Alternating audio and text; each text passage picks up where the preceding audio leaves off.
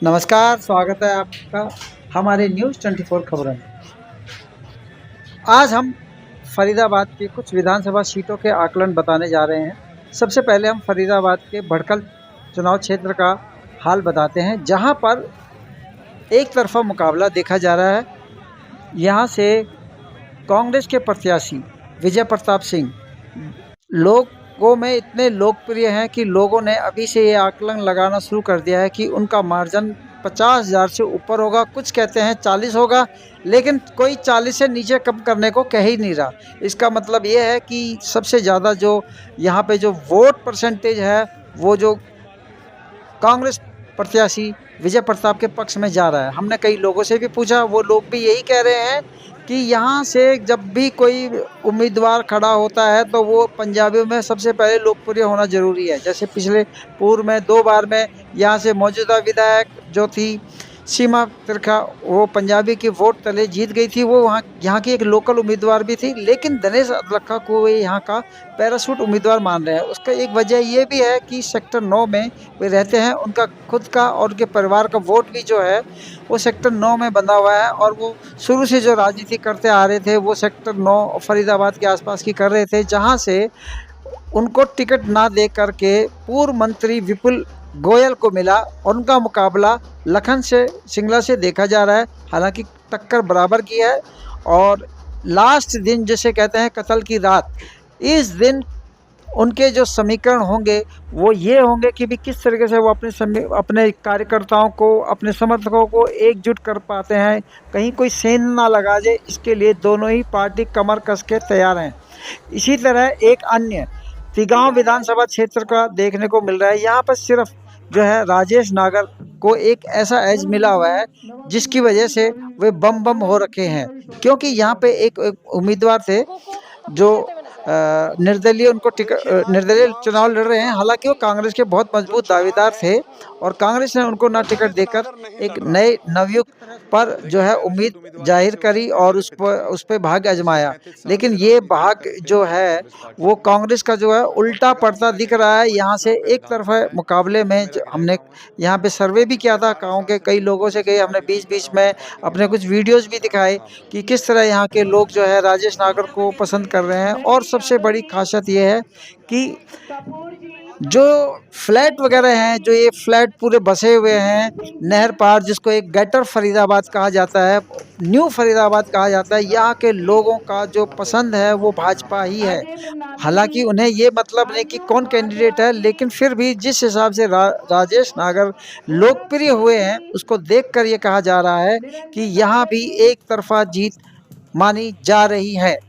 और अब आते हैं पृथला में।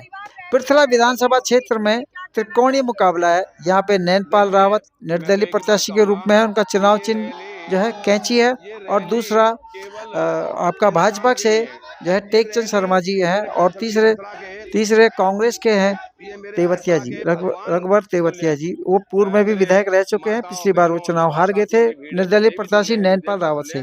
परसों नैनपाल रावत जी का जिस तरह से भारी जनसभा के साथ, इतना जनसभा था कि बताते हैं कि 104 गांव जो पड़ते हैं सरदारी, वहां वहां के 104 गांव के जो सरदारी लोग थे वो यहाँ पे मौजूद हुए थे, और वहां पे तिल भर जो है जगह, इतनी गर्मी थी, उतनी गर्मी के बावजूद भी तिल भर जगह नहीं थी कि वहां पे जो है कोई लोग आ सके। खासकर वहां पे महिलाओं में जो है नैनपाल रावत जी बहुत लोकप्रिय रहे हैं, और उनका जो चुनाव है वो त्रिकोणीय संघर्ष भले ही है, लेकिन जिस हिसाब से उनकी जनसभा कामयाब हुई है उस हिसाब से वो देख रहे हैं, और उनके समर्थक भी मान रहे हैं कि नैनपाल रावत भी अच्छे भारी मतों से एक बार फिर निर्दलीय प्रत्याशी के रूप में चुनाव जीतेंगे। हालांकि भाजपा को उन्होंने पिछली बार समर्थन दिया था, लेकिन एंटी इनकम्बेंसी का फर्क उन पे इसलिए नहीं कर रहा था क्योंकि वो बीच बीच में भाजपा को जो गरियाते भी रहे। एक बार तो उन्होंने ये भी कह दिया था कि भाजपा अगर यदि काम नहीं कर रही है मेरे इलाके का तो मैं यहाँ से त्याग पत्र दे दूंगा या अपना समर्थन वापस ले लूंगा। लेकिन यहाँ के गाँव के लोगों ने उनको बहुत समझाया कि समर्थन ना लें, अभी फिलहाल जो है अपने क्षेत्र के विकास का ध्यान दें, और शायद इसी के मद्देनजर वहाँ के लोगों का विश्वास अभी भी अगर जनता का इतना शुक्र नैनपाल रावत के ऊपर बना हुआ है। कुछ इसी तरह का मुकाबला हमें बल्लभगढ़ को भी देखने को मिला है। यहाँ पे बल्लभगढ़ से जो है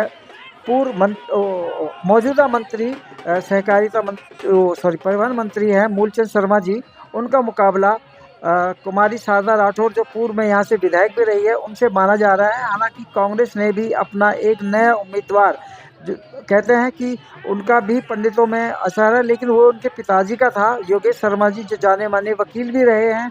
और वो देवीलाल की जब लहर थी तो वहाँ से वे विधायक एक बार बन चुके हैं। शायद वो अपने पिताजी के ऊपर भी वो कह सके कि भी मेरे पिताजी ने भी इस क्षेत्र में काम किया था, मैं यहाँ से नई नहीं हूँ, युवा हूँ, और युवा का जो जोश है उसी को देखते हुए कांग्रेस ने मुझे टिकट दिया है। लेकिन इन सब बातों से इतर यहाँ पर जो मुख्य मुकाबला जो माना जा रहा है वो शारदा राठौर और मूलचंद शर्मा भाजपा के जो कैंडिडेट हैं उनसे माना जा रहा है। लेकिन परसों जब उनका जो रोड शो हुआ था वो इतना ज़बरदस्त था कि वहाँ पे गांव का तो अलग माहौल है, लेकिन जो शहर के जो बनिए और पंडित और जो और भी जो लोग थे वो भी उसको समर्थन देने के लिए लालायित रहे। और यहाँ भी जो है कांग्रेस का जो है मजबूत गढ़ जो माना जा रहा था वह अब जमीन पर आ चुका है, क्योंकि शारदा राठौर ने जो है निर्दलीय प्रत्याशी के रूप में अपना पर्चा भरा है। पिछले 10 साल से भी वो इससे पहले 10 साल जब वो विधायक रही तो उन्होंने यहाँ क्षेत्र के लोगों का बड़ा काम किया। मोदी लहर में वे हार गई, लेकिन उसके बावजूद भी उनका दबदबा जो है आज भी बना हुआ है, यहाँ वे जीत सकती हैं। कुल मिलाकर फरीदाबाद की जो हमने सीटों का आकलन किया है वे लोगों के बीच जा कर के हमने किया है। बस एक भड़कल को छोड़ के भड़कल और तिगाँव को छोड़ के बाकी सब जगह जो मुकाबला है वो हमें एक बड़ा रोचक मुकाबला देखने को मिलेगा। हालांकि कुछ जगह पे कांग्रेस जो है हावी है, और वो हावी है एनआईटी में। शायद एनआईटी में इसलिए कि क्योंकि पूर्व विधायक नीरज शर्मा का मुकाबला नगेंद्र भड़ाना जी से जो बसपा के और इनेलो के जॉइंट उम्मीदवार है उनके बीच माना जा रहा है। लेकिन यहाँ से जो है सतीश फागना जी जो है भाजपा के उम्मीदवार हैं। हालांकि उनको भी कहा जा रहा है कि वे भी जो है अचानक बन के आए, लेकिन उनके ऊपर कृष्णपाल जी गुर्जर का हाथ है, और गुर्जरों में उनकी कृष्णपाल जी की अच्छी खासी महत्वपूर्ण भूमिका रही है। लेकिन शायद वे यहाँ पे अपनी महत्वपूर्ण भूमिका ना निभा सकें। लेकिन यहाँ पे जो मुकाबला मुख्य रूप से हमने जो लोगों से पूछा वो जाना वो है कि एनआईटी के अपने जो है पंडित जी और नगेंद्र भड़ाना के रूप में देखा जा रहा है। बाकी जो है रिजल्ट जो है वो 8 तारीख को आएगा। धन्यवाद। कल वोटिंग है। मेरी सभी मतदाताओं से ये अपील है कि पहले जलपान की जगह पहले मतदान फिर जलपान। धन्यवाद।